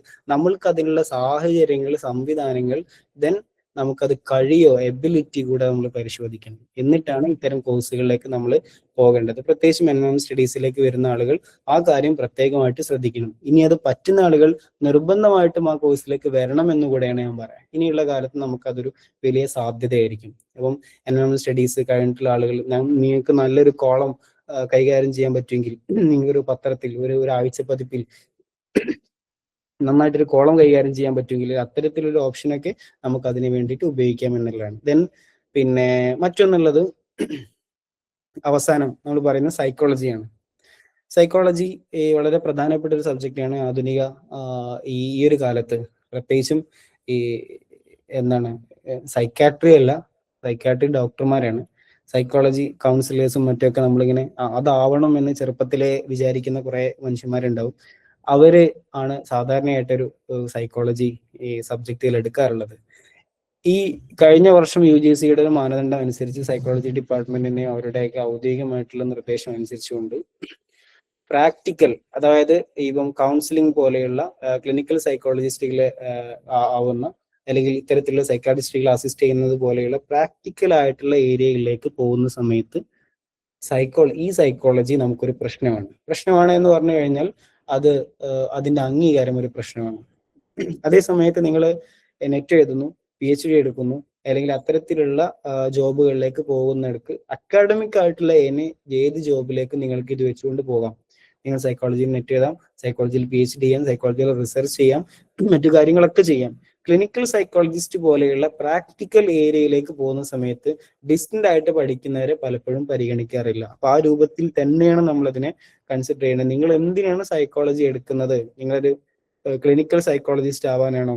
എങ്കിൽ ഈ കോഴ്സ് ഇവിടെ എടുക്കാൻ പാടില്ല. കാരണം ഇത് വെച്ചുകൊണ്ട് ചിലപ്പോൾ നിങ്ങൾക്ക് ക്ലിനിക്കൽ സൈക്കോളജിയിലേക്ക് പോകാൻ പറ്റില്ല. സാധാരണ ഡിപ്ലോമകൾക്ക് പോലും MPhil അടക്കമുള്ള സാധനങ്ങൾ വരെ റദ്ദാക്കിയ സമയത്തും ഇവര് അത്രയും അതൊരു പ്രധാനപ്പെട്ട സാധനമാണ്. ഇന്ത്യയിൽ എല്ലാവരും കൂടെ സൈക്കോളജിസ്റ്റ് ആയതിന്റെ ഒരു പ്രശ്നം കൂടെ ഉണ്ടല്ലോ. അപ്പം ആരാണ് സൈക്കോളജിസ്റ്റ് എന്നൊരു വലിയൊരു തർക്കം വരികയും അതുമായി ബന്ധപ്പെട്ട് വലിയ ചർച്ചകളൊക്കെ നടന്നതിന്റെ അടിസ്ഥാനത്തിലാണ് സൈക്കോളജി സബ്ജക്റ്റിന് ഇഗ്നോക്ക് നിലവിൽ ഡിസ്റ്റന്റ് ആയിട്ടുള്ള ഒരു സൈക്കോളജിയും അംഗീകരിക്കില്ല എന്നായിരുന്നു അവർ പറഞ്ഞിരുന്നത്. പക്ഷെ ഇഗ്നോ ഔദ്യോഗികമായിട്ട് തന്നെ നോട്ടീസ് ഇറക്കിയിട്ടുണ്ട്, ഇഗ്നോക്ക് അത് ബാധകമല്ല. ഇഗ്നോക്ക് ആ സാധനം ബാധകമല്ല. ഇഗ്നോന്റെ സൈക്കോളജി ഔദ്യോഗികമായിട്ട് അംഗീകരിക്കണം. കാരണം അതിന്റെ പ്രാക്ടിക്കലും മറ്റു കാര്യങ്ങളൊക്കെ കൃത്യമാണ് എന്ന് കാണിച്ചുകൊണ്ടാണ് ഇഗ്നോ അത് പറഞ്ഞിട്ടുള്ളത്. എങ്കിലും നമ്മൾ എപ്പോഴും മനസ്സിലാക്കേണ്ടത് ലോകത്തിൽ ഇഗ്നോ മാത്രമല്ല യൂണിവേഴ്സിറ്റി ഉള്ളത്. ഇഗ്നോ പഠിച്ച ആളുകളെ അല്ലാത്ത ആളുകളും ഇപ്പുറത്ത് ഒരുപാടുണ്ട്. അതുകൊണ്ട് തന്നെ റെഗുലർ ആയിട്ട് പ്രാക്ടിക്കൽ ഏരിയയിലേക്ക് പോകാനാണ് നിങ്ങൾ ഉദ്ദേശമെങ്കിൽ റെഗുലർ ആയിട്ട് തന്നെയാണ് നമ്മൾ സൈക്കോളജി പഠിക്കേണ്ടത്. അപ്പോൾ അതിൻ്റെതായിട്ടുള്ള ഇന്റേൺഷിപ്പുകളും അതിൻ്റെതായിട്ടുള്ള മറ്റു കാര്യങ്ങളൊക്കെ അതിന്റെ ഭാഗമായിട്ടുണ്ടാകും, പ്രൊജക്റ്റുകളും മറ്റു കാര്യങ്ങളൊക്കെ ഉണ്ടാകും. ആ കാര്യങ്ങളൊക്കെ നിർവഹിച്ചുകൊണ്ട് പ്രാക്ടിക്കൽ ആയിട്ടുള്ള സ്റ്റഡി തന്നെയാണ്, റെഗുലർ ആയിട്ടുള്ള സ്റ്റഡി തന്നെയാണ് സൈക്കോളജിയിൽ വേണ്ടത്. അല്ലാതെ നമുക്ക് സൈക്കോളജി എടുക്കുന്നതിന്റെ ലക്ഷ്യം അക്കാഡമിക് ഏരിയയിൽ മുന്നോട്ട് പോകലാണ്, നെറ്റ് എഴുതലാണ്, PG യോഗ്യതയുള്ള ഒരു സബ്ജക്ട് എഴുതലാണ്, നമുക്ക് നല്ല താല്പര്യമുള്ള ഒരു സബ്ജക്റ്റ് ആണ് എങ്കിൽ നിങ്ങൾക്ക് വളരെ കൃത്യമായിട്ട് സൈക്കോളജി എടുക്കാം. ഒരു പ്രശ്നവും അതിനകത്ത് ഇഗ്നോയുടെ സൈക്കോളജി എടുക്കുന്നിടത്ത് നിങ്ങൾക്ക് വരുന്നില്ല. വീണ്ടും ഓർമ്മപ്പെടുത്താണ്, സൈക്കോളജി എടുക്കുന്ന സമയത്ത് ക്ലിനിക്കൽ ഓപ്ഷനിലേക്ക് പോകാൻ, അല്ലെങ്കിൽ അത്തരം ക്ലിനിക്കൽ സൈക്കോളജിസ്റ്റ് ആവാൻ വേണ്ടിയിട്ടാണ്. ഞാൻ 2 കൊല്ലം കഴിഞ്ഞിട്ട് വീടിന് മുമ്പിൽ ബോർഡ് വെക്കാനും പറ്റൂല. ഇഗ്നോ പഠിച്ചിട്ട് വീടിന്റെ മുമ്പിൽ ക്ലിനിക്കൽ സൈക്കോളജിസ്റ്റിന്റെ ബോർഡ് വെച്ച് കഴിഞ്ഞാൽ ഭാവിയിൽ നിങ്ങൾക്ക് അത് പ്രശ്നമായിരിക്കും. അതിനല്ല നമ്മളിവിടെ പ്രൊമോട്ട് ചെയ്യുന്നത്. അതുകൊണ്ടാണ് സൈക്കോളജി ഞാൻ അവസാനത്തിലേക്ക് പറഞ്ഞത്. ഡിസ്റ്റന്റ് ആയിട്ട് എടുക്കുന്ന സമയത്ത് സൈക്കോളജിയിൽ എന്ത് ശ്രദ്ധിക്കണം എന്നുള്ളത് നോക്കുമ്പോൾ ഈ കാര്യങ്ങളൊക്കെ നമ്മൾ അതിനകത്ത് ശ്രദ്ധിക്കേണ്ടതുണ്ട്. ആർക്കെങ്കിലും അങ്ങനെ വേണമെന്നുണ്ടെങ്കിൽ അത് റെഗുലർ ആയിട്ട് തന്നെ പഠിച്ചുകൊണ്ട് സൈക്കോളജി അറ്റൻഡ് ചെയ്യാനുള്ള ശ്രമങ്ങൾ നടത്തണം എന്നുള്ളതാണ് പറയാനുള്ളത്. ഏകദേശം ഇതുമായി ബന്ധപ്പെട്ട കാര്യങ്ങളൊക്കെ ഒരു ഓവർവ്യൂ, ഒരു ഔട്ട്ലൈൻ തന്നിട്ടുണ്ട് എന്നാണ് ഞാൻ മനസ്സിലാക്കുന്നത്. എല്ലാ കോഴ്സ് എടുക്കുമ്പോഴും ശ്രദ്ധിക്കേണ്ടത് അത് പിന്നെ കോഴ്സ് രസമുണ്ടോ, അല്ലെങ്കിൽ എൻ്റെ കൂടെയുള്ള ആളുകൾ എടുത്തിട്ടുണ്ടോ, എല്ലാവരും ഏതാണ് എടുത്തത്, ഇതൊന്നും ഇനി നമ്മൾ നോക്കണ്ട. അതിന്റെ സമയം കഴിഞ്ഞു. ഇനി നമ്മൾ നോക്കേണ്ടത് നമ്മൾക്ക് ഇത് പഠിക്കാൻ ഒരാളേ ഉള്ളൂ എന്ന് വിചാരിക്കും. ഞാൻ ഒരാളേ ഉള്ളൂ എന്താണ് MA ഹിസ്റ്ററി പഠിക്കാൻ, എനിക്ക് ഭയങ്കര താല്പര്യമുണ്ട്, നന്നായിട്ട് മുന്നോട്ട് പോകാൻ പറ്റും എങ്കിൽ അപ്പുറത്തുള്ള ആൾ MA സോഷ്യോളജിയാണ് എടുത്തത് എന്നുള്ളതിനെ കുറിച്ച് നിങ്ങൾ ആശങ്കപ്പെടേണ്ട ആവശ്യമില്ല. കാരണം അത് അത്തരം ഒരു കാര്യം ഇതിനകത്ത് നിങ്ങൾ ഇനി ശ്രദ്ധിക്കരുത്. നിങ്ങളുടെ ഒരു ക്യാപ്പബിലിറ്റി, ഒരു കപ്പാസിറ്റിയാണ് ഇതിനകത്ത് നിങ്ങൾ നോക്കേണ്ടത്. അത് പഠിക്കാനുള്ള സാഹചര്യം, പിന്നെ അതിനുള്ള സംവിധാനങ്ങൾ, അതിനുള്ള നിങ്ങളുടെ ഒരു പ്രീ ലെവൽ എത്രത്തോളം സെറ്റ് ചെയ്ത് വെച്ചിട്ടുണ്ട്, ഈ കാര്യങ്ങളെ കുറിച്ചാണ് നമ്മൾ കാര്യമായിട്ട് ഇന്ന് പറഞ്ഞിട്ടുള്ളത്. BEdനെ കുറിച്ച് നമ്മൾ പിന്നെ ഒന്ന് സമയത്തിന്റെ ഒരു പരിമിതി ഉണ്ട്. നമ്മൾ നേരത്തെ BEd കൂടെ ഇതിനകത്ത് ഉൾപ്പെടുത്തണം എന്നായിരുന്നു വിചാരിച്ചിരുന്നത്. അപ്പം അത് ഒരു സെപ്പറേറ്റ് ആയിട്ട് തന്നെ അതിൽ താല്പര്യമുള്ള ആളുകളെ വീണ്ടും നമുക്ക് ഒന്നുകൂടെ വിളിച്ചിട്ട് അത് ചെയ്യാം എന്നുള്ളതാണ് അതുമായി ബന്ധപ്പെട്ട് പറയാനുള്ളത്. ഇപ്പം പറഞ്ഞു കഴിഞ്ഞാൽ അതിങ്ങനെ ഒരുപാട് നീണ്ടുപോകും. BEd എങ്ങനെയാണ്, ഇപ്പോൾ പല ഏജൻസികളും നിങ്ങൾക്ക് ഇങ്ങനെ നമ്പറും കാര്യങ്ങളൊക്കെ ചെയ്യുന്നുണ്ടാകും. അപ്പൊ അത് ചെയ്യുന്ന ആളുകൾ നമ്മുടെ ആ ഗ്രൂപ്പ് വേണമെങ്കിൽ അതുമായി ബന്ധപ്പെട്ട് വളരെ വേഗത്തിൽ തന്നെ തോന്നുന്നത് METയുടെ തന്നെ ഔദ്യോഗികമായിട്ട് അങ്ങനെ ഒരു ഓറിയന്റേഷൻ കൂടെ നമുക്ക് ആലോചനയിലുണ്ട്. വൈകാതെ തന്നെ ഈ ആഴ്ച നമുക്ക് അത്തരത്തിലുള്ളൊരു ക്ലാസ് കൂടെ വെക്കാവുന്നതാണ്. കുറച്ചും കൂടെ അതിൽ എക്സ്പേർട്ടുകൾ, നിലവിൽ അത് ചെയ്തവരും ചെയ്തുകൊണ്ടിരിക്കുന്നതുമായിട്ടുള്ള കഴിഞ്ഞവരുമായിട്ടുള്ള ആളുകളെ കൂടെ ഉൾപ്പെടുത്തിയിട്ട് നിങ്ങളുടെ സംശയങ്ങൾ ചോദിക്കുക. അപ്പൊ അതിൽ നിങ്ങൾ കുറച്ചും കൂടെ സ്റ്റഡി സെന്ററുകൾ, പ്രത്യേകിച്ചും അതിൽ ആകെ ശ്രദ്ധിക്കേണ്ടത് സ്റ്റേറ്റ്, നമ്മൾ പുറത്തുനിന്ന് ഡിസ്റ്റന്റ് ആയിരിക്കില്ല നമ്മൾ ആലോചിക്കുന്നുണ്ടാവും. അപ്പൊ അത് സ്റ്റേറ്റിന്റെ അംഗീകാരമുള്ളത്, ഇവിടുത്തെ ഇക്വാലൻസി, അതുപോലെ തന്നെ പ്രത്യേകിച്ചും സ്റ്റഡി സെന്ററുകൾ, എക്സാം സെന്ററുകൾ നമുക്ക് കേരളത്തിന്, പ്രത്യേകിച്ചും ലേഡീസ് ആയതുകൊണ്ട് കേരളത്തിന്റെ തൊട്ടടുത്ത് തന്നെയാണോ വരുന്നത്, അല്ലെങ്കിൽ ദീർഘദൂരം അങ്ങേയറ്റത്തൊക്കെയാണോ വരുന്നത്, അവിടെ പോകാനുള്ള സാഹചര്യം, അതിന്റെ ടീച്ചിങ് പ്രാക്ടീസുകൾ, പ്രത്യേകിച്ചും അതിന്റെ ഫീ, ഈ ടീച്ചിങ് പ്രാക്ടീസ് ഇൻക്ലൂഡഡ് ആണോ അതിൽ, ഇത്തരം കാര്യങ്ങളൊക്കെയാണ്. ഇനി വേണമെങ്കിൽ ബുഹാരി ഉസ്താദ് അത് പിന്നെ METക്ക് മതപരമായിട്ടുള്ള കിതാബുമായി ബന്ധപ്പെട്ട കാര്യങ്ങളാണ് ഇനി പറയാനുള്ളത്. അത് പറയുന്ന സമയത്ത് വേണമെങ്കിൽ അതിൽ കുറച്ചും കൂടെ കാര്യങ്ങൾ തന്നെ ആഡ് ചെയ്യാൻ പറ്റും, സമയം ഉണ്ടെങ്കിൽ. അല്ലെങ്കിൽ നമുക്ക് പിന്നീട് ഒരു ദിവസം വിശദമായിട്ട് ആ കാര്യങ്ങളിലേക്ക് കടക്കാം. എന്ത് ശ്രദ്ധിക്കണം എന്നുള്ളത് വേണമെങ്കിൽ സാധാ കാര്യങ്ങൾ പറഞ്ഞുതരും. അതിനുപോലെ തന്നെ റെക്കോർഡുകളും പ്രാക്ടിക്കലും മറ്റു കാര്യങ്ങളൊക്കെ റെഗുലർ എന്നുള്ള അർത്ഥത്തിൽ തന്നെ ചെയ്യേണ്ടതാണ്. എനിക്കൊന്ന് ഡിസ്റ്റൻസ് പോലും അല്ല, നമ്മൾ റെഗുലർ എന്ന അർത്ഥത്തിൽ തന്നെയാണ് ആ കാര്യം ചെയ്യേണ്ടി വരുന്നത് എന്നുള്ള കാര്യം കൂടെ പറയണം. ഇനി ബുഹാരി ഉസ്താദ് ഇതിനകത്തുണ്ട്. METയുടെ MET എന്താണ് ഇതിനകത്ത്, പ്ലസ് ക്ലാസ്, ഈ റെക്കോർഡ് ലൈവ് ക്ലാസ്സുകളോട് കൂടെ MET എന്തൊക്കെ കൊടുക്കുന്നു എന്നുള്ള കാര്യങ്ങളാണ് ഇതിനകത്ത് പറയുന്നത്. അതിന് വേണ്ടിയിട്ട് ഉസ്താദിനെ ക്ഷണിക്കുന്നു. ആദ്യം PG MET PGയുമായി ബന്ധപ്പെട്ട് നമുക്ക് പിന്നെ ശ്രദ്ധിക്കാനുള്ളത്, ഇതിന്റെ കൂടെ തന്നെ നമ്മൾ ഇസ്ലാമിക് സ്റ്റഡീസും കൊടുക്കുന്നുണ്ട്. ഇസ്ലാമിക് ഇന്റഗ്രേറ്റഡ് സ്റ്റഡീസ് കൂടെ ഉൾപ്പെടുത്തിയിട്ടാണ് നമ്മൾ PG തയ്യാറാക്കുന്നത് ഇൻഷാ അല്ലാഹ്. അപ്പൊ അതില് ഫിഖ്ഹ്, ഹദീസ്, തസവുഫ്, ലുഗ, അഖീദ, തഫ്സീർ, ഇങ്ങനെ 6 ഏരിയകളിലെ ഒരു ഹയർ സ്റ്റഡി PG തലത്തിൽ നമ്മൾ ഉദ്ദേശിക്കുന്നുണ്ട് ഇൻഷാ അല്ലാഹ്. സ്വാഭാവികമായും ഇതിൽ 2 ഐറ്റംസ് വിദ്യാർത്ഥികൾ ഉണ്ടാകാൻ സാധ്യതയുണ്ട്. ഒന്ന്, MET അക്കാദമിയിൽ നിന്ന് തന്നെ +1 +2 ഹാദിയ കഴിഞ്ഞവരും ശേഷം 3 വർഷത്തെ കാമില ആലിമ കോഴ്സ് കാമില കഴിഞ്ഞ ആളുകളൊക്കെ PGയിൽ ഉണ്ടാവാൻ സാധ്യതയുണ്ട്. ഇതൊന്നും ഇല്ലാതെ നേരിട്ട് PGയിലേക്ക് അഡ്മിഷൻ എടുക്കുന്ന കുട്ടികൾ, അങ്ങനെയും സാധ്യതയുണ്ട്. അപ്പൊ 2 കുട്ടികളെയും പരിഗണിച്ചുകൊണ്ടുള്ള ഒരു സ്പെഷ്യൽ എക്സ്ട്രാ അഡീഷണൽ കോഴ്സ് ആയിട്ടാണ് ഈ 6 വിഷയങ്ങളെയും ഡീൽ ചെയ്യാൻ ഉദ്ദേശിക്കുന്നത് ഇൻഷാ അല്ലാഹ്. പ്രഗത്ഭരുടെ ക്ലാസ്സുകൾ കൂടി ഉൾപ്പെടുത്തിക്കൊണ്ടുള്ള METയിലെ പിന്നെ ഓൺലൈൻ ക്ലാസ്സുകൾ ആയതുകൊണ്ട് തന്നെ നമുക്ക് മാക്സിമം ഫാക്കൽറ്റീസിന് ഉപയോഗപ്പെടുത്തിയിട്ട് ആവശ്യമായ ഏരിയകളിലേക്ക് വിരൽ ചൂണ്ടുന്ന നമുക്ക് ഹയർ സ്റ്റഡി ആയിട്ട് ഉപയോഗപ്പെടുത്താൻ പറ്റുന്ന, നിലവിൽ പഠിച്ചതിന്റെ ഒരു അപ്ഡേഷൻ കൂടെ വരുത്താൻ കഴിയുന്ന കോഴ്സാണ് ഇൻഷാ അല്ലാഹ് ഉദ്ദേശിക്കുന്നത്. ഈ ഇസ്ലാമികമായ പഠനങ്ങളുടെ അവസാനത്തിൽ അതുമായി ബന്ധപ്പെട്ട് സർട്ടിഫിക്കറ്റ് കോഴ്സുകൾക്കുള്ള സർട്ടിഫിക്കറ്റും കൂടെ അനുവദിക്കുന്നതാണ്. ഇത്രയും കാര്യങ്ങളാണ് ഇസ്ലാമികമായി ഇതിന്റെ കൂടെ നമ്മൾ ശ്രദ്ധിക്കാനുള്ള ഒരു കാര്യം. ഇൻഷാ അല്ലാഹ് നേരത്തെ സൂചിപ്പിച്ചതുപോലെ തന്നെ നമുക്ക് ഓൺലൈൻ മോഡിലാണ് ക്ലാസ്സുകളൊക്കെ നടക്കുക എങ്കിൽ പോലും മാസത്തിലൊരിക്കൽ കോണ്ടാക്ട് ക്ലാസ് നമുക്ക് സംഘടിപ്പിക്കാൻ കഴിയും.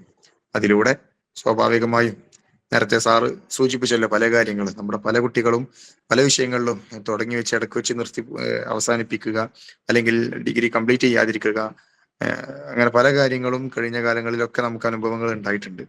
അപ്പൊ ഒരു ടീമായിട്ട് കാര്യങ്ങൾ ചെയ്യുമ്പോൾ സ്വാഭാവികമായും ഒന്നുകൂടെ സ്പീഡിൽ നഷ്ടങ്ങൾ ഇല്ലാതെ, അഥവാ ഒരു തുടർച്ച നിലച്ചു പോകാത്ത കോലത്തിൽ നമുക്ക് കാര്യങ്ങൾ സ്പീഡാക്കി കാര്യങ്ങൾ ചെയ്യാൻ അതൊരു കാരണമാവും. അതിനും കൂടി ഉപകരിക്കുന്ന വിധത്തിൽ മാസത്തിൽ കോണ്ടാക്ട് ക്ലാസ് സംഘടിപ്പിക്കാൻ ആണ് ഉദ്ദേശിക്കുന്നത്.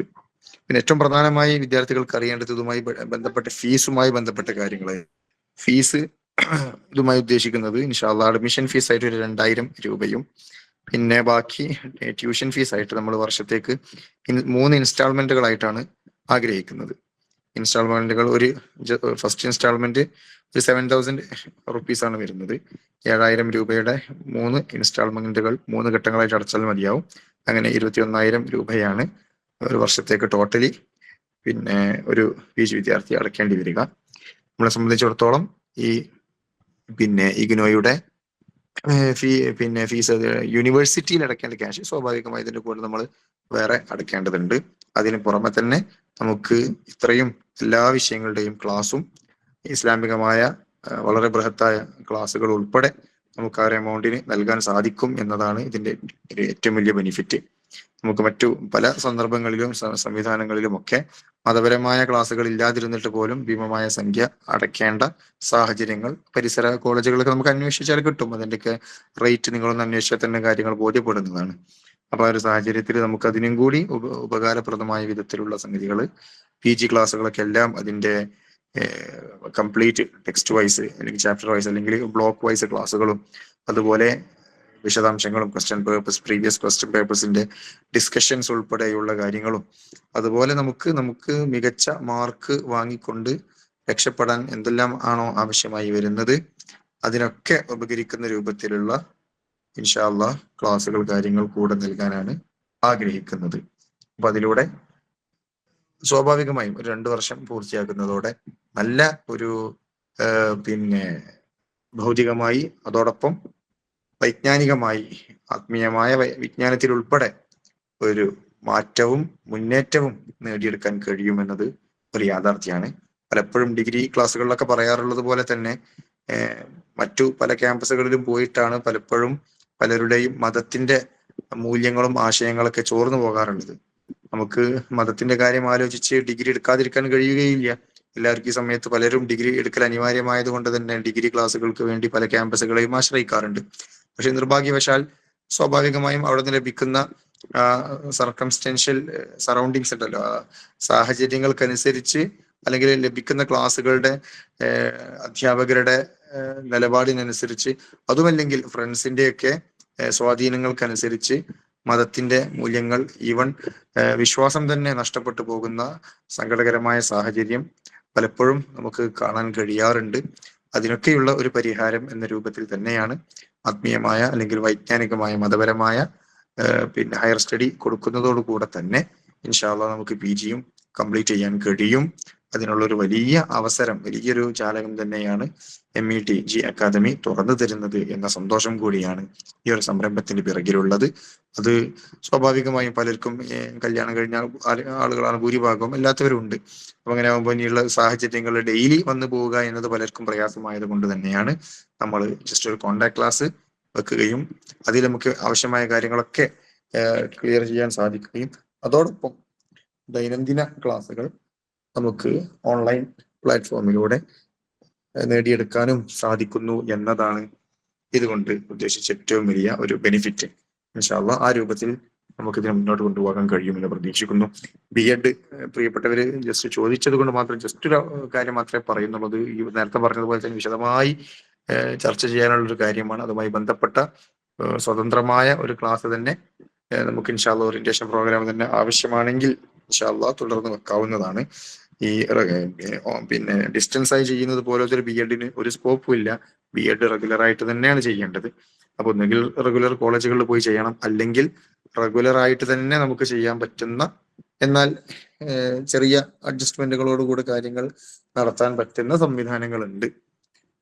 കേരളത്തിന്റെ പുറത്തുള്ള ചില യൂണിവേഴ്സിറ്റികളൊക്കെ റെഗുലർ ആയിട്ട് തന്നെ നമുക്ക് B.Ed നൽകുന്നുണ്ട്. ചില സഹകരണങ്ങൾ നമ്മൾ ചെയ്തു കൊടുക്കേണ്ടി വരും എന്ന് മാത്രം. അപ്പോ അതിനുള്ള എക്സാമും അതുപോലെ മറ്റു പിന്നെ പ്രൊജക്ട് വർക്കുകളൊക്കെ നേരിട്ട് അവിടെ തന്നെ അതായത് യൂണിവേഴ്സിറ്റി കോളേജുകളിൽ തന്നെ പോയി കാര്യങ്ങൾ ചെയ്യേണ്ടി വരും. അതിനുള്ള സംവിധാനങ്ങൾ കേരളത്തിന്റെ പുറത്തുള്ള ചില യൂണിവേഴ്സിറ്റികളിലും അവൈലബിൾ ആണ്. ഏകദേശം 1 ലക്ഷം രൂപയുടെ അടുത്ത് ഫീസ് വരുന്നുണ്ട്. 1 ലക്ഷത്തിന്റെ പരിസരങ്ങളിലായിട്ട് ഏകദേശം അതിന്റെ ഫീസും വരും. ഇങ്ങനെയാണ് B.Edന്റെ ഒരു ചുരുങ്ങിയ രൂപം. ആവശ്യമാണെങ്കിൽ വിശദമായിട്ട് നമുക്ക് അതുമായി ബന്ധപ്പെട്ട ക്ലാസ് സംഘടിപ്പിക്കാവുന്നതാണ്. PG നിങ്ങളെല്ലാവരും ഏകദേശം പിന്നെ നല്ലൊരു 50ഓളം ആളുകൾ അവർ ചെയ്യാൻ ഉദ്ദേശിക്കുന്ന PGയുമായി ബന്ധപ്പെട്ട ഡീറ്റെയിൽസ് നമ്മുടെ ലിങ്കിൽ രജിസ്റ്റർ ചെയ്തിട്ടുണ്ട്. ഇൻഷാല്ല അധികം വൈകാതെ തന്നെ നമുക്ക് സെക്കൻഡ് ബാച്ചിന്റെ ഔപചാരികമായ സ്റ്റാർട്ടിങ് നടത്തണമെന്ന് ആഗ്രഹിക്കുകയാണ്. നിങ്ങളുടെയൊക്കെ സജീവ സാന്നിധ്യവും സഹകരണവും പ്രതീക്ഷിക്കുന്നു. ഇൻഷാല്ല ആവശ്യാനുസരണം നമുക്ക് മറ്റു കാര്യങ്ങളിലേക്ക് കടക്കാം. സമയം ദീർഘിച്ചത് കൊണ്ട് തൽക്കാലം പറഞ്ഞ കാര്യങ്ങൾ അവസാനിപ്പിക്കുകയാണ്.